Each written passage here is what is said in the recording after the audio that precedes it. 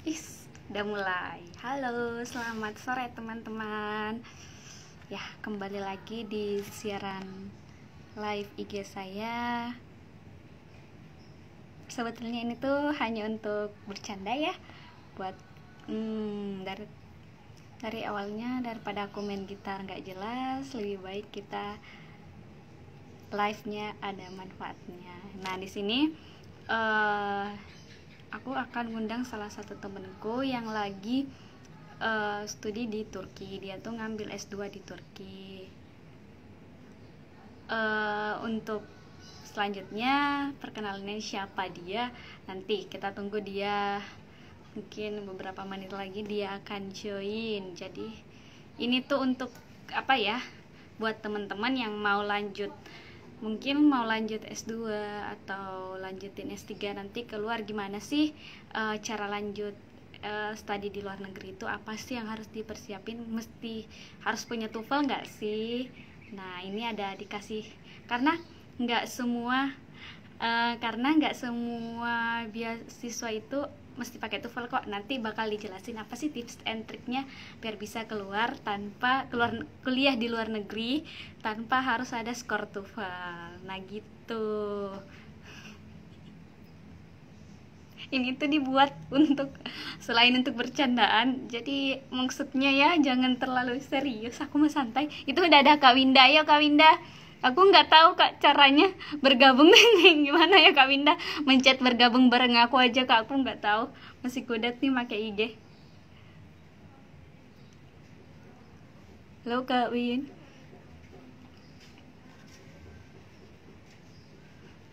Kok muka aku jadi kayak merah banget ya? Oh gini.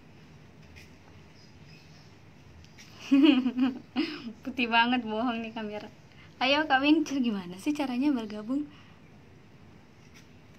Nggak tahu aku. Kudet aku. Kok aku kudet? Ntar ya kita. Halo Kak Fadil. Nih, buat yang mau, siapa tahu ada yang mau lanjut di S3 di luar tanpa ada TOEFL, nanti akan dijelaskan oleh Kakak Winda. Atau teman-teman yang mau lanjut di luar tanpa TOEFL, bisa. Nanti kita tahu beasiswa apa aja sih yang ada yang ngebantu kita gitu. Nanti bakal dijelasin, sabar. Kita tunggu Kak Windanya bergabung dulu ya. Ini kalau salah mencet efeknya berubah. Nih. Tanpa skincare ternyata bisa cantik, guys. Ya, gini aja ya. Ini cara mencet ini gimana ya? Bunda, aku nggak tahu. Bunda pencetlah, Bunda. Nanti bawa bergabung. Pak dia lagi sibuk kampanye. Halo, Betsy. How are you? I'm fine. How about you? I'm good. Oh. Tambah glowing aja, coba kita bikin glowing biar nggak burik banget. pakai filter aku tuh. Oh ya, ini bagus nih. Nggak burik kan, nggak nampak pori aku ya. Terima kasih. Halo, Bunda, sekarang jam berapa sih? Sekarang ini lagi jam 12:44. 1, 2, 3. Beda 4 jam ya kita? 4 apa 5 sih? 4 jam. 4 jam. Kalau waktu Indonesia Barat 4 jam.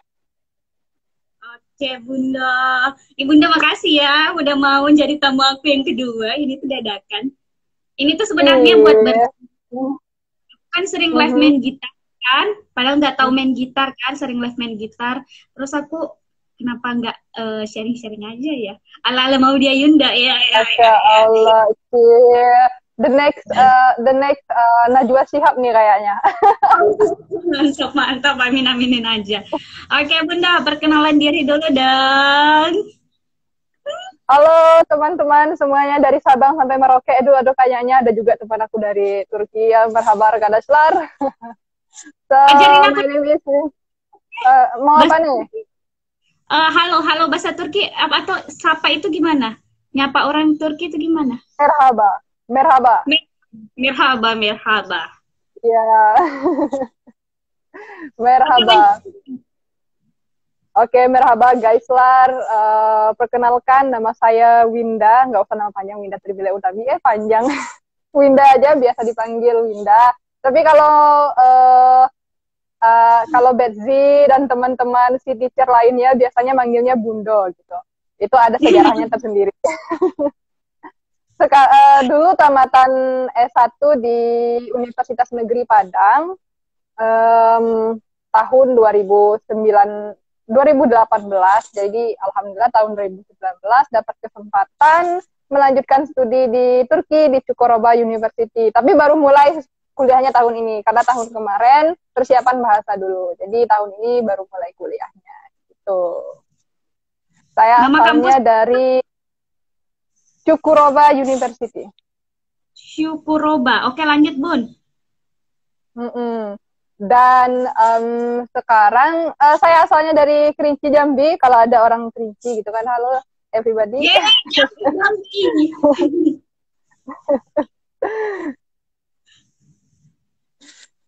Hidup Jambi.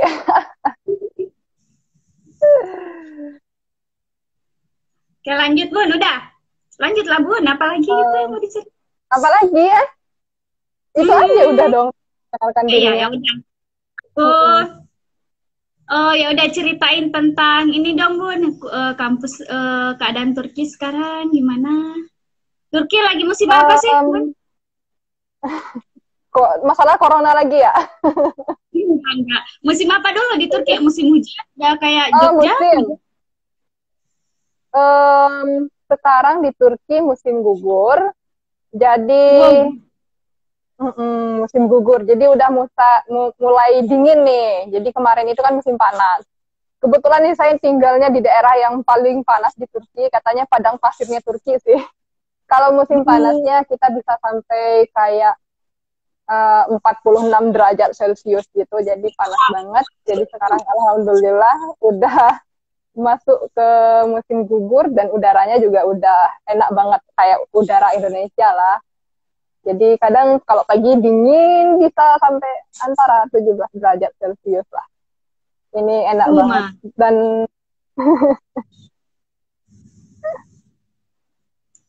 tapi kamar ber-AC, Bun? ya, alhamdulillah di kamar ber-AC. Aman, mantap. Itu kalau kayak gitu aman. Iya, makanya kalau pas musim panas, kita stay di kamar aja nggak keluar.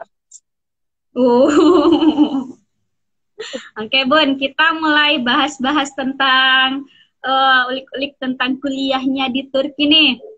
Ayo, Bun, ceritain gimana sih kok bisa terlintas kok Turki sih, maksudnya kenapa alasan memilih Turki tuh kenapa gitu. Kan kemarin sempat daftar di UN-nya juga.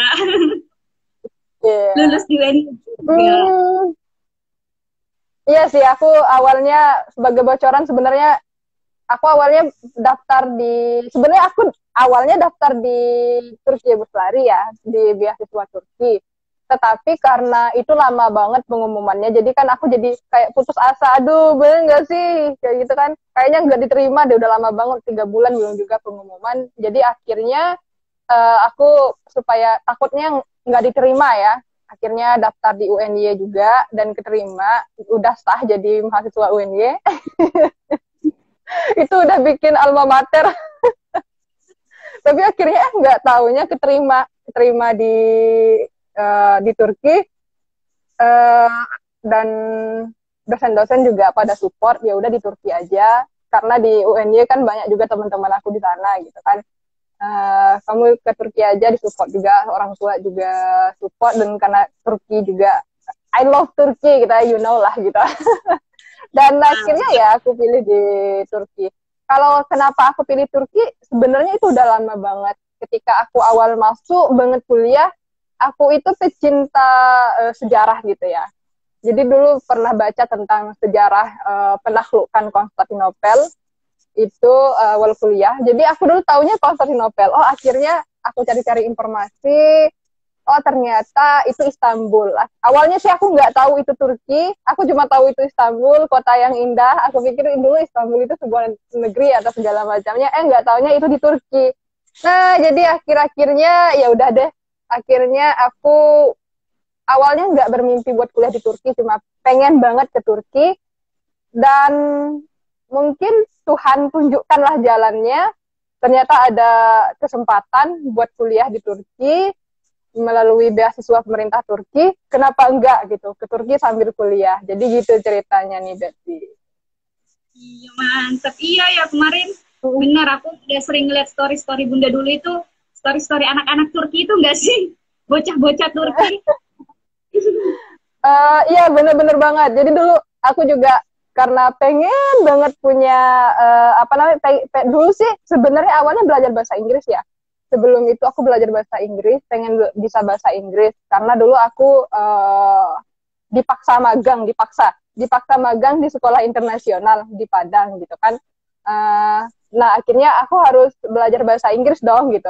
Nah akhirnya cari teman di aplikasi gitu, nggak taunya dapatnya orang Turki gitu kan, teman-teman dari Turki gitu, makanya akhirnya seneng banget, wah dapat teman dari Turki, praktek bahasa Inggris dari Turki.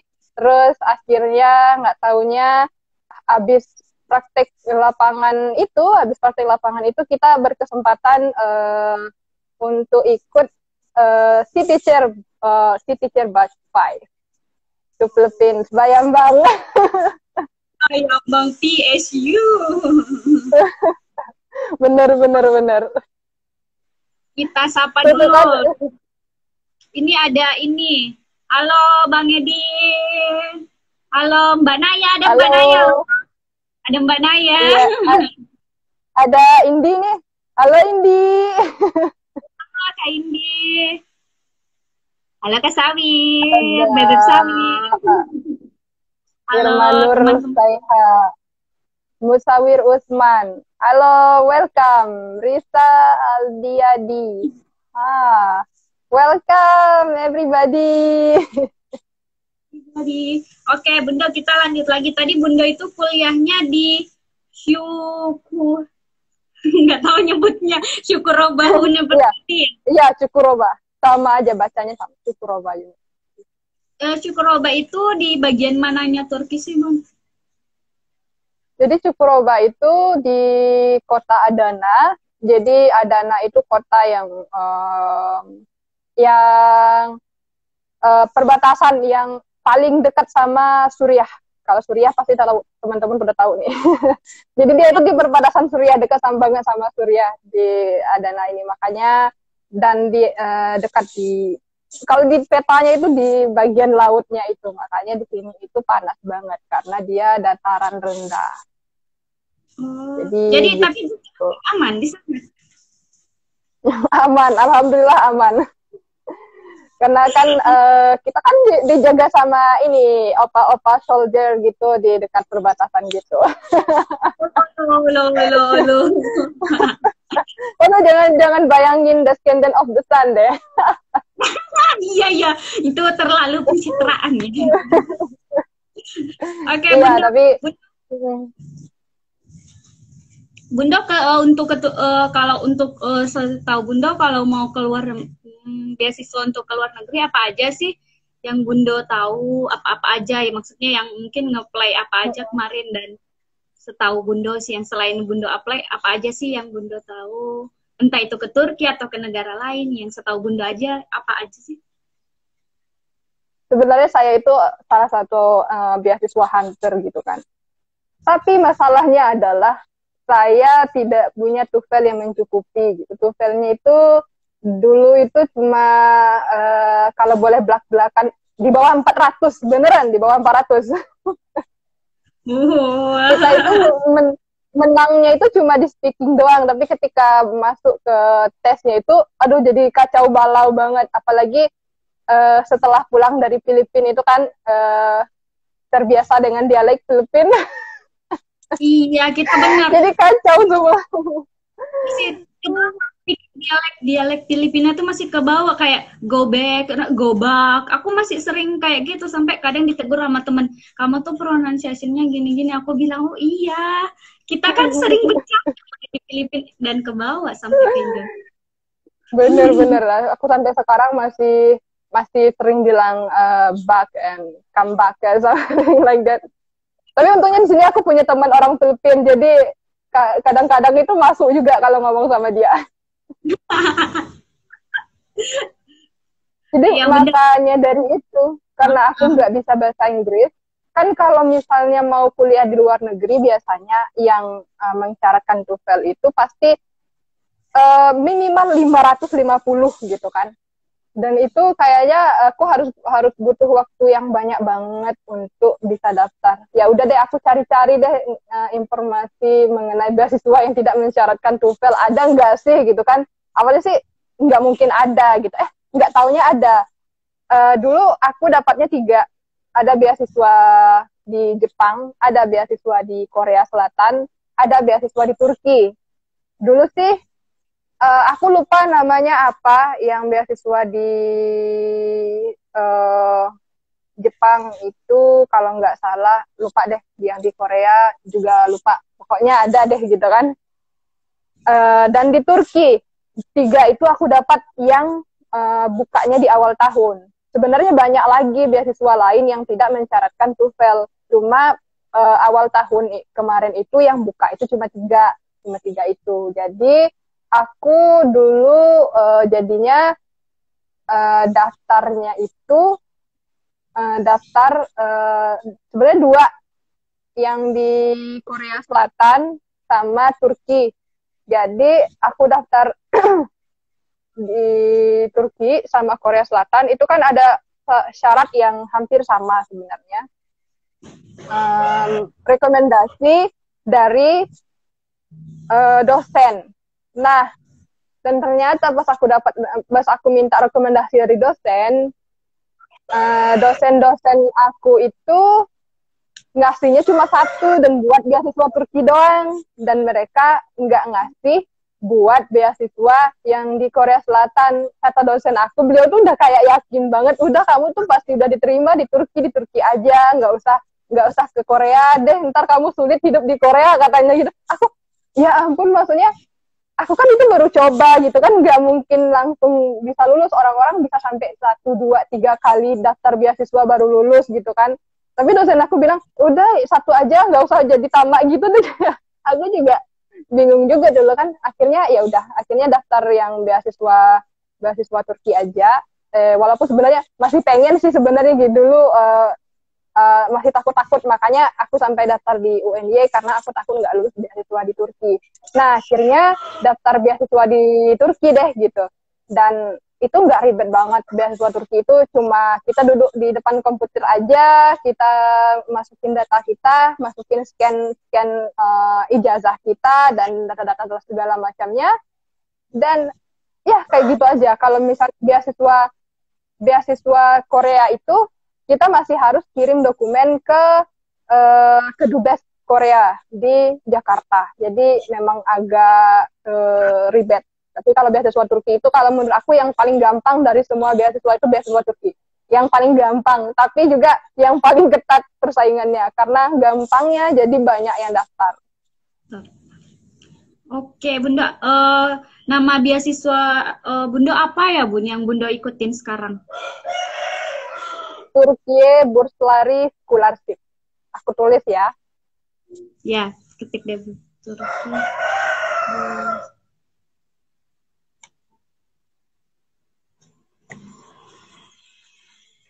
Tuh, kayak gini.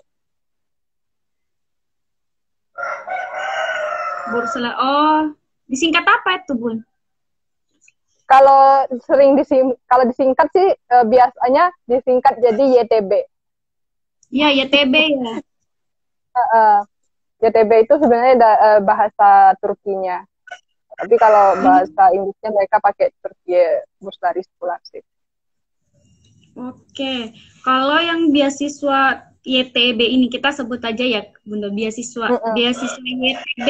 Ini beasiswa YTB ini apa-apa aja sih yang perlu dipersiapkan gitu? Apa maksudnya sebagai pemula kayak kami, sebenarnya aku mau ngeplay juga tahun lalu tapi males banget. Bener, Heeh, udah diajakin grup, udah dimasukin grup lah, apalah. Ah, emang anaknya heeh. ngeyelan. Bunda, apa yang perlu kami persiapkan biar siapa tahu teman-teman ada yang mau ngapply gitu. Apa aja yang seingat Bunda syarat-syaratnya yang paling yang main-main yang penting-penting gitu. Yang paling penting sih sebenarnya semua beasiswa itu pasti sama ya. Identitas diri kita, gitu. Kita butuh identitas diri kita. Bisa kita pakai KTP. Kalau yang belum punya paspor, kalau misalnya udah punya paspor, bisa pakai paspor. Kalau misalnya di bawah umur, misalnya yang SMA, biasanya di Indonesia banyak yang tamat SMA belum 18 tahun gitu kan, jadi belum ada KTP. Bisa pakai kartu keluarga. Jadi nanti itu bisa diupload ke sistemnya. Data diri, kemudian data sekolah. Data sekolah itu nanti kita pakai ijazah. Kalau yang udah pakai ijazah nanti apa namanya, jadi nilainya bisa diambilnya dari ijazah. Tapi kalau misalnya ada teman-teman yang misalnya yang dari SMA itu yang belum punya, dia kan bukanya bulan Januari, jadi teman-teman belum pada UN tuh. Jadi teman-teman kalau yang dari SMA itu boleh pakai nilai rapor. Jadi daftarnya pakai nilai rapor. Jadi nanti bilangnya kita belum tamat, jadi daftarnya pakai nilai rapor. Dan ya itu aja sih kalau teman-teman yang, tapi kalau misalnya teman-teman yang mau daftar S2 cuma pakai ijazah dari SMA sampai S1. Terus Hmm. kita juga butuh yang ini LOI, itu letter of intent. Itu beda banget kalau yang S1 sama S2, S3 pertanyaannya beda. Jadi itu udah ada konsepnya dari sananya, dari YTB-nya udah dikasih konsep. Jadi kita nggak perlu mikir-mikir lagi, jadi mereka udah bikin konsepnya berupa pertanyaan gitu. Jadi kita tinggal jawab aja pertanyaan itu, dan itu juga ada limitnya. Misalnya satu pertanyaan harus berapa kata, itu udah di ininya mereka. Jadi nanti kalau misalnya teman-teman, kalau saya jelasin mungkin belum tergambar, teman-teman bisa lihat itu udah banyak banget dibahas di YouTube channel gitu kan. Yang LOI, kalau yang S1 itu, kalau yang mau daftar S1 itu kurang lebih kayak motivation letter kalau yang S1. Tapi kalau S2, S3 itu kayak proposal penelitian. Jadi nanti kita mau kira-kira mau meneliti tentang apa, segala macamnya, itu yang kita tulis. Terus juga selanjutnya kita butuh surat rekomendasi. Surat rekomendasi boleh dari siapa aja, mau dari teman, mau dari dosen, mau dari bupati, presiden, segala macamnya, itu boleh semuanya. Yang penting mereka tahu siapa kita, mereka tahu bagaimana kelebihan kita, itu boleh. Misalnya kalau Betsy mau minta dari Miss Sally, boleh gitu kan.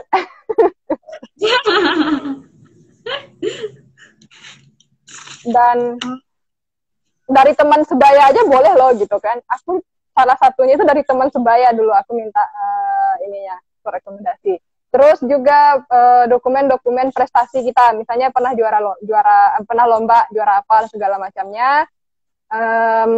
Dan terus kita juga butuh ini CV. Jadi CV buat sebagus mungkin CV-nya. Jadi kan di CV, jadi orang bisa tahu kalau kita ya singkatnya dari aplikasi kita lah istilahnya gitu kan, udah ada data diri di sana, kita pernah sekolah di mana aja dan pernah juara apa segala macam, itu kan ada di CV. Jadi CV itu sebenarnya tidak wajib, tetapi sangat mendukung sekali. Jadi itu yang kita butuhkan kira-kira. Oke, ini dari beberapa syaratnya, aku mau nanya-nanya nih Bun. Ini sebenarnya kalau misalnya tadi kayak kalau SMA belum ada rapor, belum ada ijazah bisa rapor. Kalau S1 itu buat daftar S2 itu mesti ada ijazah atau bisa yang lain apa gimana? Kalau yang S1 mau daftar S2 dan belum apa namanya, dan belum lulus, itu nanti kan di sana ada pilihannya, apakah kita sudah lulus atau masih masih dalam proses belajar. Jadi kalau misalnya kita masih dalam proses belajar, kalau yang untuk S1, kalau tidak salah, mereka minta surat keterangan dari kampus bahwa kita akan lulus sebelum bulan Agustus. Kalau yang mau daftar S2. Jadi harus ada surat keterangan bahwa kita, karena kita harus berangkat ke Turki itu bulan September biasanya. Oh, misalnya Jadi nih bulan Januari tahun 2021 berarti suratnya itu sebelum Agustus 2021 lulusnya gitu. ya, iya. Jadi dari kampus harus menerangkan bahwa kita akan diwisuda dan lulus sebelum Agustus gitu. Jadi dulu sih si Fahri kan belum lulus ya, masih kuliah pas itu. Jadi dia itu kuliah, jadi dia itu wisudanya kalau nggak salah Agustus akhir atau September awal gitu. Jadi pas kita ngurus dokumen juga dia yang paling terakhir. Dia itu pas itu karena capek banget habis ngurus dokumen minta mundur dari maksudnya hari kedatangan ke Turki minta dimundurkan sama pihak beasiswa, tapi mereka nggak terima. Jadi makanya ya udah dia harus bersusah payah habis wisuda langsung urus-urus dokumen segala macamnya. Jadi nggak apa-apa. Banyak kok teman-teman yang masih kuliah pada saat mendaftar, tapi memang harus meyakinkan bahwa kita akan diwisuda sebelum pada saat bulan Agustus itu, paling lambat bulan Agustus, dan kita bisa berangkat pada bulan September. Jadi gitu. Gitu. Oh, berarti buat teman-teman yang mau daftar tuh nggak mesti lulus ya, misalnya minimal semester akhir gitu ya, ngurus-ngurus skripsi atau lagi ngurus-ngurus masa akhir udah bisa. Nah, kalau untuk surat rekomendasi itu berapa orang sih yang dibutuhkan, Bun? Dan harus bahasa Inggris ya? Sebaiknya bahasa Inggris, karena sebenarnya mereka bilang bisa pakai bahasa Indonesia. Cuma yang kita pikirkan emang mereka bisa pakai bahasa Indonesia gitu. Emang mereka ngerti bahasa Indonesia gitu kan. Karena nggak semua orang bisa bahasa Indonesia gitu.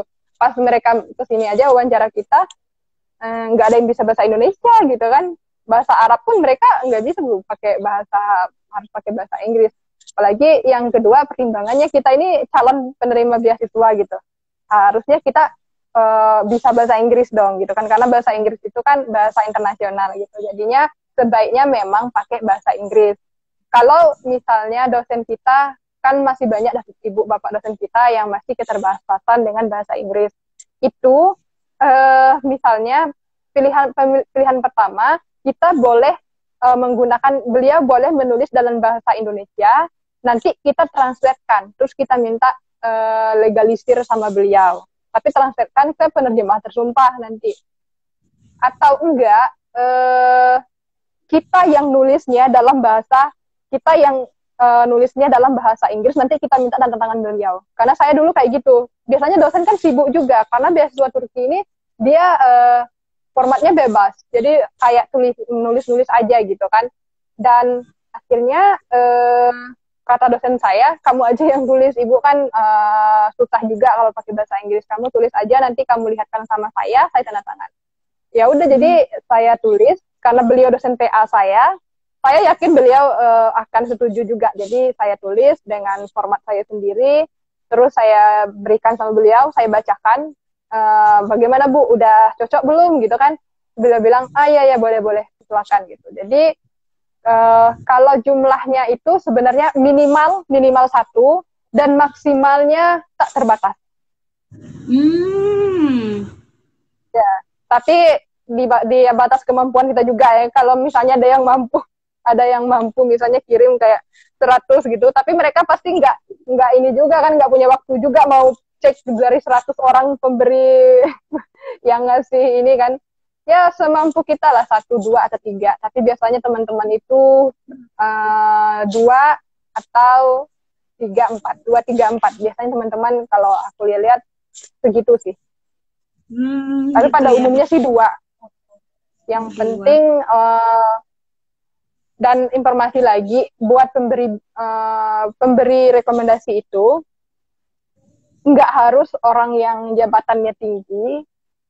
Kalau mereka nggak kenal kita, nggak ada gunanya. Ada yang misalnya yang minta rekomendasi dari dosen di Turki gitu kan. Sebenarnya itu nggak ada efeknya sebenarnya. Karena dosen di Turki nggak tahu siapa kita. Mereka cuma tahu kayak dari lembar CV yang kita kirim aja. Mereka nggak tahu luar dalamnya kita bagaimana. Jadi bagusnya itu dia rekomendasinya itu dari dosen yang udah lama kenal sama kita. Jadi beliau tahu luar dalamnya kita itu bagaimana. Itu yang nanti yang disampaikan di sana. Jadi gitu. Gitu. Untuk surat rekomendasi ini apa ada format yang diberikan atau bebas aja nulis apa aja gitu? Ini bebas aja. Jadi kita nulis di kertas kosong. Oh, nanti Tapi ngupload kalau gitu. Tapi kalau misalnya ada juga sih teman-teman yang misalnya pakai format dari beasiswa lain. Kalau misalnya LPDP kan itu udah ada formatnya gitu kan. Ada juga yang pakai format kayak gitu. Tapi kalau dari beasiswa Turki sendiri tidak memberi format tersendiri. Jadi nulis terserah kita mau gimana. Kalau kita mau bikin format tersendiri. Kalau dari Turki Busali sendiri tidak menyediakan format. Gitu ya Bun. Ntar ini oke.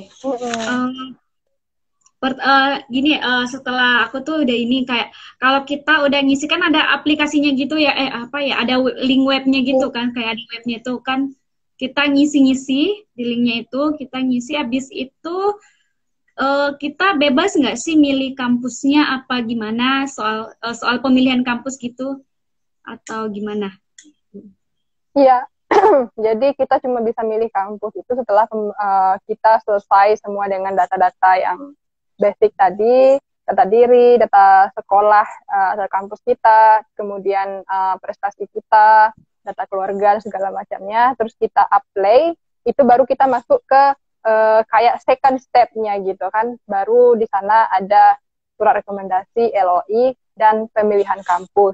Nah, untuk pemilihan kampus itu, kita nanti diarahkan.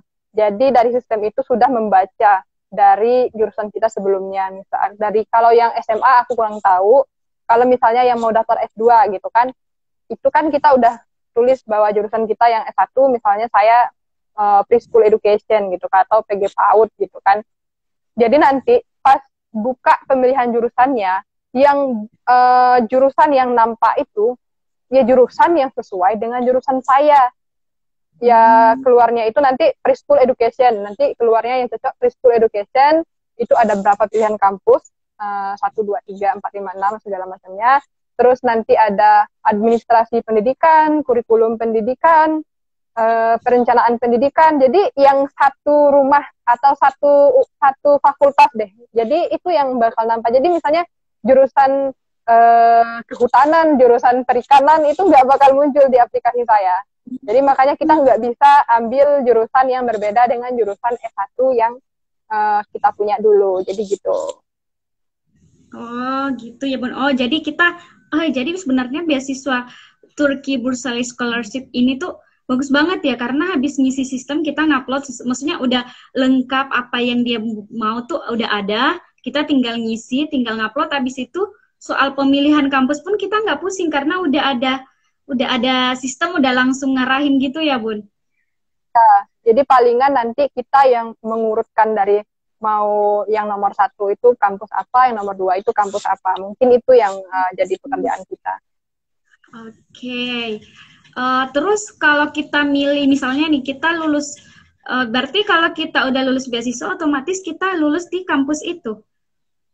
Iya, benar banget. Jadi kalau udah lulus beasiswa, kita lulus di kampus tersebut dan sudah terdaftar di sistemnya kampus.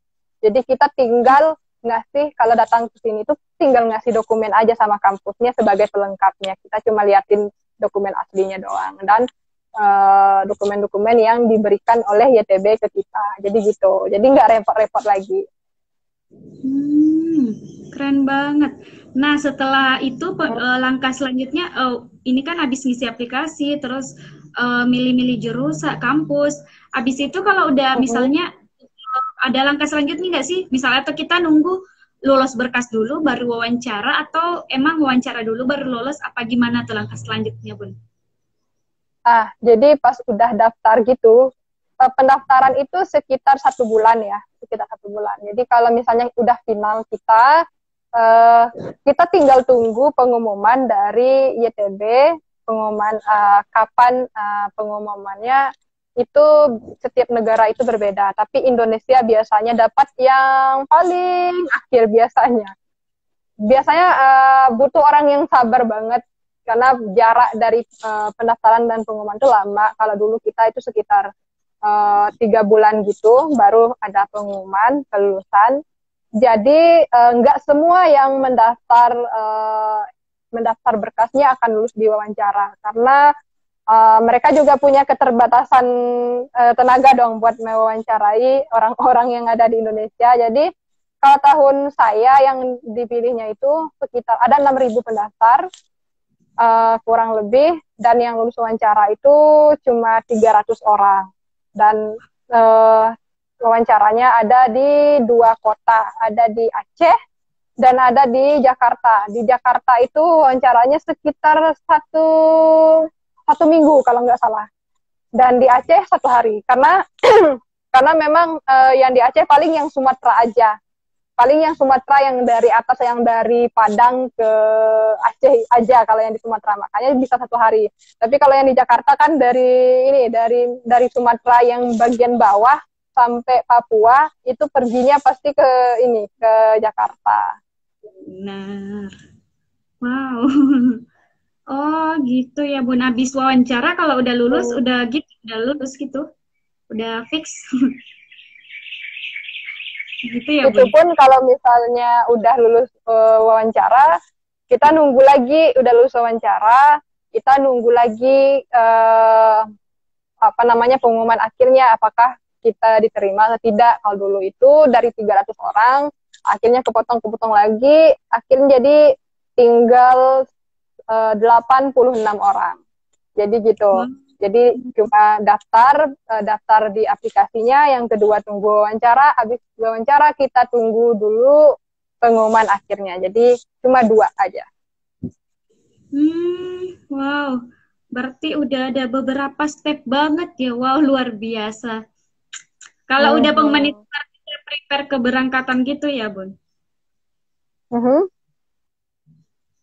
Kalau udah maksudnya yang 86 ya, berapa sih? 8 berapa, Bun? 86. 86. Ya, 86 itu udah berarti itu aja yang berangkat ke Turki. Ya, nanti ada lagi seleksi alamnya. Seleksi alamnya itu maksudnya ada yang maksudnya mereka yang tiba-tiba orang tuanya nggak mengizinkan, atau tiba-tiba mereka ada urusan lain. Nah, itulah jadinya seleksi alam lagi. Jadi kan sayang juga sebenarnya seleksi alam itu, yang paling saya nggak suka itu seleksi alam, karena banyak teman-teman yang lain dari 6.000 orang itu maksudnya yang pengen banget dapat gitu ya, tiba-tiba kita yang dapat, kita nggak berangkat. Jadi mereka itu jadinya kecewa banget gitu kan. Jadi itu sih. Jadi sekitar dari 86 itu juga ada juga yang nggak berangkat karena alasan orang tua yang nggak mengizinkan, ada alasan misalnya ada pekerjaan yang tidak bisa ditinggalkan dan segala macamnya gitu. Gitu Abi. Oh, jadi habis itu berarti nanti kalian jadi pas berangkat dikumpulin yang lolos ini dikumpulin di satu titik baru berangkat bareng, atau berangkatnya per gelombang apa gimana? Kalau untuk keberangkatannya, kita kan nanti pas udah lulus wawancara, kita ngurus-ngurus berkas tuh di Kedubes Turki. Nah, kita masukin lagi ke websitenya tadi yang tempat kita daftar itu, kita masukkan lagi data-data kita ke websitenya. Terus kita bisa mengajukan, baru kita bisa mengajukan tanggal keberangkatan. Kira-kira kita mau berangkat tanggal berapa? Mereka akan kasih rentang tanggalnya, misalnya tanggal 21 sampai 30 September misalnya. Nanti kita pilih tanggal berapa kita mau berangkat. Misalnya mau berangkat tanggal 30 atau lebih cepat tanggal 21 gitu kan. Nanti kita tunggu, mereka akan mengirimkan tiket keberangkatan kita gitu. Mereka akan mengirimkan tiket keberangkatan kita sesuai dengan tanggal yang kita pilih. Kalau misalnya teman-teman bingung, mau berangkat tanggal berapa, bisa pilih misalnya dari rentang tanggal 21 sampai 30, boleh juga kayak gitu. Jadi ntar mereka yang milihin tanggal berapa kita berangkat. Tapi baiknya sih kita diskusikan dengan teman-teman yang lain gitu kan, atau dengan keluarga. Siapa tahu keluarga mau syukuran dulu, atau ada teman-teman yang dari satu daerah berangkatnya kapan, jadi kan lebih enak kalau berangkat bareng sama teman-teman yang satu daerah gitu. Jadi nggak semuanya langsung berangkat sih, jadi kita dikasih rentang tanggal berapa ke tanggal berapa. Jadi ada beberapa gelombang berangkatnya itu. Jadi ntar keberangkatannya itu ada 2 titik di Jakarta, sama ini satu lagi yang mau dijadiin ibu kota Indonesia di Kalimantan, apa sih namanya? Ya pokoknya yang di Kalimantan itu ada 2. Jadi tapi yang dari Kalimantan ntar berangkatnya ke Jakarta juga sih sebenarnya. Jadi kita itu nanti titiknya di Jakarta, ntar udah sampai di Jakarta baru kita berangkat bareng-bareng ke Turki. Gitu. Nah, beasiswa dari Turkey Bursary Scholarship in Turkey Bursary Scholarship ini yang ditanggung dari, maksudnya pembiayaannya tuh yang dia tanggung, kan ini beasiswa ya Bun, yang ditanggung itu apa aja ya?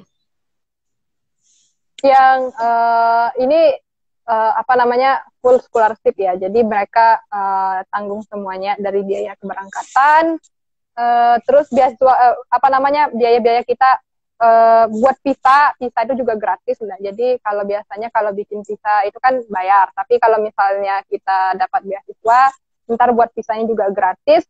Dan terus keberangkatan dari Jakarta, ibu kotanya Indonesia, sampai ke kota kita belajar. Misalnya dari Jakarta ke Istanbul, ntar kan teman-teman dari Istanbul kan ada yang, maksudnya kotanya kan ada yang di Istanbul, ada yang di Mersin, ada yang di berbagai kota lain. Atau apakah nanti kita akan dikasih tiket bus atau bisa naik pesawat lagi, itu mereka semuanya nanggung dari tingkat keberangkatan. Terus kita juga dikasih asrama pemerintah, dan asrama itu udah include dari tempat tinggal sampai makannya, itu udah include di sana di asramanya. Dan kemudian asuransi kesehatan kita, jadi misalnya kalau di sini sakit gitu kan, sakit gigi, pergi ke dokter nggak bayar gitu, atau mau operasi pun misalnya ada penyakit batu ginjal gitu kan operasi di sini nggak bayar karena udah di cover sama beasiswanya. Ada teman-teman kemarin itu dia usus buntu, tapi dia kan alhamdulillah ada beasiswa, jadi masih di cover sama beasiswanya. Jadi nggak perlu khawatir. Tahu nanti orang tuanya pasti ada yang mikir, ntar kamu sakit gimana gitu kan. Alhamdulillah kita udah ada beasiswa yang menanggung untuk asuransi kesehatan kita. Terus uang saku juga dikasih sama pemerintah Turki. Jadi sebenarnya uang saku itu tinggal buat ini aja sih, buat jajan-jajan hura-hura aja sih akhirnya, atau beli-beli buku doang gitu. Karena makan udah ditanggung. Atau misalnya